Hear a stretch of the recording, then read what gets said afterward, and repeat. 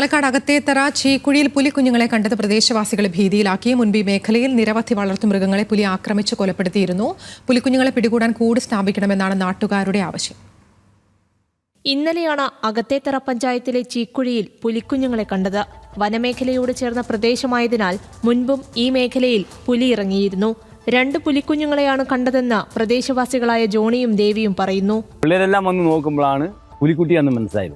ഈ പറഞ്ഞ നിമിഷം കൊണ്ട് ഒരു 5 മിനിറ്റ് ആയില്ല. അതുമ്പോഴത്തേക്കും രണ്ടും കൂടെ പട്ടിയും പുറകിലുണ്ട്. പട്ടീനെ മാറ്റുമ്പോഴേക്കും രണ്ടും കൂടെ കടികൂടി ഈ തെങ്ങിൽമേനെ കയറി 2 പേരും സ്ഥലം വിട്ടു. എല്ലാവർക്കും പേടിയാണ്. കാരണം സന്ധ്യയ്ക്കാണ് എല്ലാവരും സ്കൂൾ വിട്ട് 4 മണിക്കൊക്കെ വരുന്നത്. അതിരാവിലെ പാല് കൊടുക്കാൻ ആൾക്കാർ പോകുന്നുണ്ട്. അവർക്കൊക്കെ വളരെ ഭീതിയാണ്. ഒരു തരത്തിലും ഇവിടെ ഇരിക്കാൻ പറ്റാത്ത അവസ്ഥയായി. ചീക്കുഴിയിൽ നിരവധി വളർത്തുമൃഗങ്ങളെ പുലി പിടികൂടിയിരുന്നു.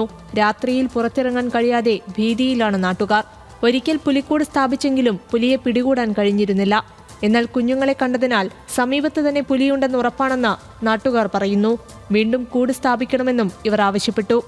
ന്യൂസ് മലയാളം, പാലക്കാട്.